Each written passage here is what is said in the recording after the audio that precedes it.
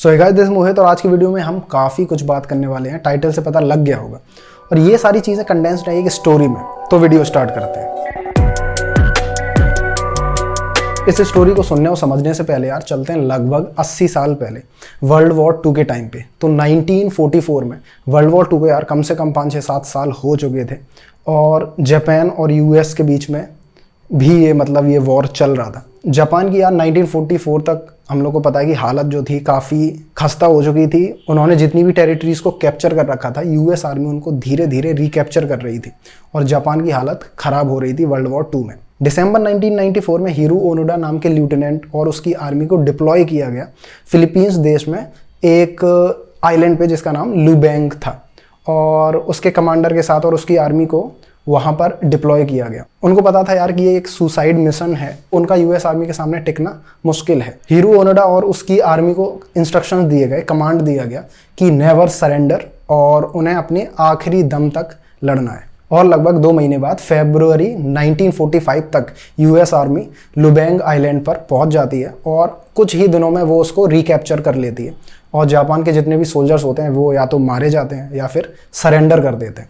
लेकिन हिरो ओनोडा और उसके 3 आदमी जंगल में एस्केप कर जाते हैं और वो वहाँ पे बच निकलते हैं और जंगल से ही वो अपना वॉर कैंपेन कंटिन्यू रखते हैं। वो हर किसी पॉसिबल वे से यूएस आर्मी के साथ इंटरफेयर करते रहते हैं। वो यूएस आर्मी दिखती है तो उन पर फायरिंग करना, तो इस तरह से वो जो ग्योरिला वॉरफेयर होता है वो कंटिन्यू करते हैं जंगल से, वो और उसके 3 आदमी। और वर्ल्ड वॉर 2 में 6 महीने बाद अगस्त 1945 पे हिरोशिमा और नागासाकी पे यूएस आर्मी एटॉमिक बॉम्ब गिरा देती है। वॉर खत्म हो जाता है, जापान सरेंडर कर देता है। But across the Asia hero Onoda की तरह बहुत सारे सोल्जर्स ऐसे होते हैं जो जंगलों में छुपे हुए हैं और वहाँ से वॉर कंटिन्यू कर रहे हैं, और उनको नहीं पता होता कि वॉर एंड हो चुका है क्योंकि उन्हें बाहर की नॉलेज नहीं होती है। और इस प्रॉब्लम को देखते हुए यूएस और जापानीज गवर्नमेंट लीफलेट्स गिरवाती है अक्रॉस द एशिया। जो भी जंगल्स होते हैं वहाँ पे हज़ारों लीफलेट्स गिराए जाते हैं जिसमें लिखा जाता है कि वॉर खत्म हो चुका है, अब आप घर जाओ। और जब ये लीफलेट्स हिरो ओनोडा और उसके 3 साथियों को मिलते हैं तो वो उसको पढ़ते हैं यार, और वो उसको इग्नोर कर देते हैं। उन्हें लगता है कि ये फेक है, अमेरिकन गवर्नमेंट की ये चाल है ताकि जितने भी जो फाइटर्स हैं जो जंगलों में छुपे हुए हैं वो इससे बाहर आ जाएंगे और पकड़े जाएंगे। तो वो इसको इग्नोर कर देते हैं लीफलेट्स को, और अपना जो वॉरफेयर है उसको कंटिन्यू रखते हैं। और इस तरह 5 साल बीत जाते हैं, 1950 आ जाती है और हिरो ओनोडा और उसके साथी अभी भी वॉर करते रहते हैं। वो लोकल पुलिस के साथ एनकाउंटर्स में एंगेज होते हैं और वो लोकल लोगों को मार देते हैं अगर कोई ज़्यादा जंगल में अंदर चला आए, क्रॉप्स को जला देते हैं, और आर्मी से कॉन्फ्लिक्ट उनका चलता रहता है। और ये सारा वॉर वो जंगल से कंटिन्यू करते रहते हैं। और इसी चीज़ को देखते हुए फिलीपींस गवर्नमेंट ने फिर से लीफलेट्स गिरवाई, और इस बार भी ये लीफलेट्स उनको मिले बट उन्होंने इग्नोर कर दिया। उन्हें लगा कि ये एक सरकार की चाल है उन्हें बाहर निकालने के लिए। 2 साल बाद 1952 में जापानीज गवर्नमेंट ने एक बार और एफर्ट्स किए ऐसे सोल्जर्स को बाहर निकालने के लिए जो अक्रॉस द एशिया जंगल में छुपे हुए हैं और वहाँ से अपनी फाइट कंटिन्यू कर रहे हैं। और इस बार सरकार ने क्या किया कि जो भी मिसिंग सोल्जर्स की फैमिलीज थी उनके फोटोग्राफ्स और उनके लिखे हुए लेटर्स, और साथ में एम्परर के हाथ से लिखा हुआ लेटर जिसमें लिखा हुआ था कि भाई वॉर ओवर हो चुका है और अब तुम घर जा सकते हो, और इस तरह का लेटर और फोटोज़, लिखित नोट फ्रॉम द एम्परर, ये सारी चीज़ें गिरवाई गई across the jungles, across the Asia. और ये फिर से लेटर्स हीरो ओनोडा को मिले बट फिर से उन्होंने इग्नोर कर दिया और उन्हें लगा कि ये गवर्नमेंट की चाल है, और अभी भी वो लोग बाहर नहीं आए। और वर्ल्ड वॉर 2 को ख़त्म हुए 8 साल ऑलरेडी हो चुके हैं। अराउंड 1960 में हिरो ओनोडा के 2 आदमी मारे गए लोकल पुलिस के साथ शूट आउट में, और अब हिरो ओनोडा के साथ सिर्फ 1 आदमी बचा था।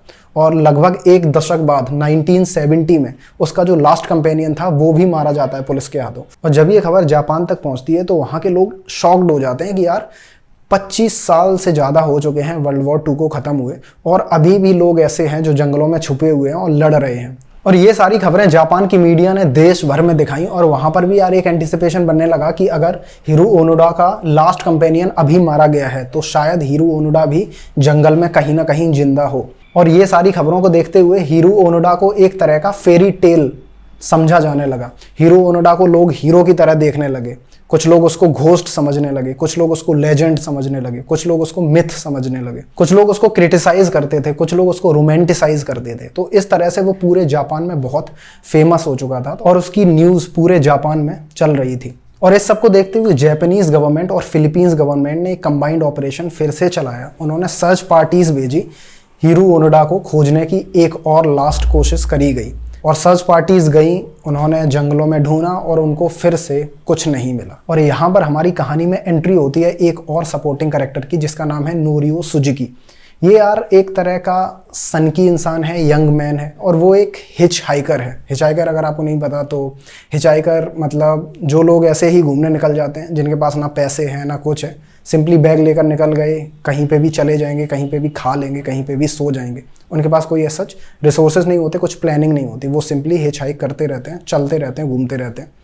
तो इस तरह का वो बंदा था और वो 4 साल एशिया और अफ्रीका में हिच हाइकिंग करने के बाद, घूमने के बाद अभी वो जापान वापस आया था। वो एक स्कूल ड्रॉप आउट था, उसको ये सोशल हायरार्की और ये भी जॉब और स्कूल्स, ये कॉलेज, ये सब उसको पसंद नहीं था। उसको किसी भी चीज़ में बंधना नहीं था। वो एक फ्री विल की तरह था और थोड़ा पागल सा था। और वो जापान लौटा था 4 साल बाद, जहाँ पर उसने हीरो ओनोडा के बारे में सुना। और फिर हीरो ओनोडा के बारे में सुनने के बाद उसे अपनी लाइफ का एक और नया एडवेंचर मिल चुका था। अमेरिका, फिलीपींस और जापान की गवर्नमेंट जिसको नहीं ढूंढ पाई, उसको ये चूतिया सा प्राणी ढूंढने निकल गया। उसको ना तो कोई आर्मी की ट्रेनिंग थी, ना उसको लड़ाई करनी आती थी। अगर उस पर कोई भी हमला होता तो वो थोड़ा सा भी ना बच पाता। और उसकी क्या स्ट्रेटजी थी? उसकी स्ट्रेटजी थी कि यार वो जंगल में जाएगा, हीरो ओनोडा जोर से चिल्लाएगा और उसको ढूंढ लाएगा। और इसी स्ट्रेटजी के साथ वो अपने नए एडवेंचर पे निकल पड़ा। वो फिलीपींस पहुंचा, जंगलों में पहुंचा और उसने हीरो ओनोडा को 4 दिन में ढूंढ लिया। ये टाइम था अराउंड 1972 और हीरो ओनोडा ऑलरेडी 1-2 साल से जंगल में अकेला था। उसके तीनों साथी पुलिस एनकाउंटर्स में मारे गए थे। और जब वो नोरियो सुजुकी से मिला तो हीरो ओनोडा सुजुकी पर ट्रस्ट कर पाया, क्योंकि वो जापानीज था। और सुजुकी ने उसको बताया कि वॉर बहुत साल पहले ख़त्म हो चुका है, जापान के एम्परर हैं, वो तुम्हारे लिए परेशान है और वो चाहते हैं कि तुम जापान वापस आ जाओ। तो दोनों के बीच में थोड़ी दोस्ती हो गई, क्योंकि हीरो ओनोडा भी इतने सालों से अकेला था और उसको जापानीज जब आदमी मिला तो वो उस पर ट्रस्ट कर पाया और दोनों के बीच में दोस्ती हो गई।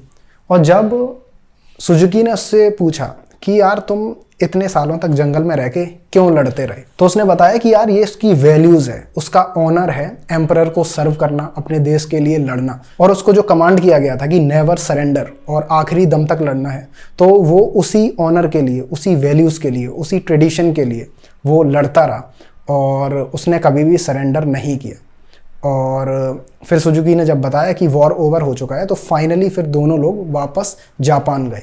और जब हीरो ओनोडा वापस जापान पहुंचा तो वो ऑलरेडी बहुत फेमस हो चुका था पहले से ही। और जब वो पहुंचा तो वो वहाँ पर एक सेलिब्रिटी बन गया। उसको बहुत सारे टीवी शोज़ पे बुलाया गया, बहुत सारे रेडियो चैनल्स पे बुलाया गया और जापानीज़ गवर्नमेंट ने उसको माफ़ी दे दी जितने भी उसने मर्डर्स या जो भी किए हैं, क्योंकि उसको पता नहीं था कि वॉर ख़त्म हो चुका है। और उसको बहुत सारे पैसे भी मिले और इस तरह से वो एक सेलिब्रिटी बन चुका था। हीरो ओनोडा यार अपने काम को लेकर उसने जो भी पिछले 30 साल में किया उसके लिए वो सुपर प्राउड था। उसका ऑनर, उसका ट्रेडिशंस, उसकी वैल्यू और उसको जो सिखाया गया था कि उसका जो एम्परर है उसके लिए उसकी लाइफ है और उसने जो अपनी लाइफ है वो कुर्बान कर दी अपने एम्परर के लिए।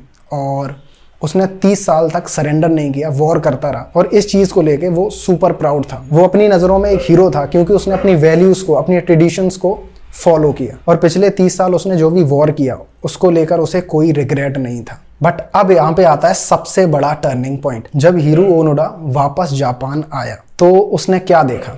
उसने देखा कि जो सोसाइटी है जापान की वो वेस्टर्नाइज हो चुकी है।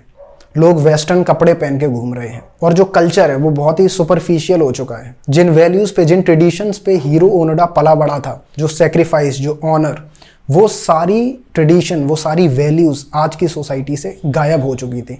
और ये सब देखकर हीरो ओनोडा बहुत डिप्रेस्ड हो गया। सिंस हीरो ओनोडा एक सेलिब्रिटी की तरह बन चुका था तो उसने अपनी इस पावर को यूज़ करना चाहा और लोगों में जो पुरानी वैल्यूज़ हैं वो लाने की कोशिश करी, तो उसने वो सारे वैल्यूज़, वो सारे ट्रेडिशंस को सोसाइटी में वापस लाने की कोशिश करी, बट लोगों ने उसको एक शो पीस की तरह देखा, ना कि एक कल्चरल थिंकर की तरह। और आयरनी देखने बनती है कि पिछले 30 साल में जब वो जंगल में अकेला था, अकेले वॉर कर रहा था, तब वो इतना डिप्रेस्ड नहीं था, तब वो इतना सैड नहीं था जितना वो अब जापान में आने के बाद हो गया था। जंगल में रहते हुए उसके पास, वो ज़रूर अकेले लड़ रहा था, बट उसके पास पर्पस था लाइफ का, उसके ट्रेडिशन थे, उसकी वैल्यूज़ थी।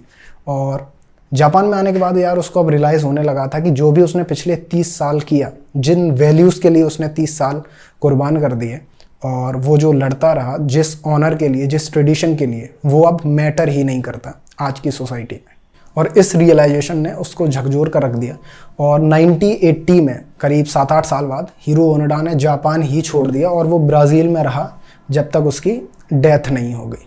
तो यार ये स्टोरी सुन के यार जो एक चीज़ समझ आती है कि जो भी चीज़ हम यार आज कर रहे हैं, ठीक है, जिस चीज़ के लिए आप मरे जा रहे हो, अपनी जान दिए दे रहे हो, जिन वैल्यूज़ के लिए या जिस भी चीज़ को फॉलो कर रहे हो, मे बी वो 30 साल बाद मैटर ही ना करे। और जब वो रियलाइजेशन हिट होगा तो शायद इट विल हिट हार्ड। तो आई होप आपको वीडियो अच्छी लगी होगी। अगर अच्छी लगी है तो लाइक, कमेंट, शेयर कर सकते हो। इससे यार कोई भी अगर आपको रियलाइजेशन हुआ है, कोई भी पॉइंट, कोई भी सजेशन आप देना चाहते हो तो कमेंट सेक्शन में हम लोग डिस्कस कर सकते हैं। तब तक चलते हैं। See you, have a good day, bye.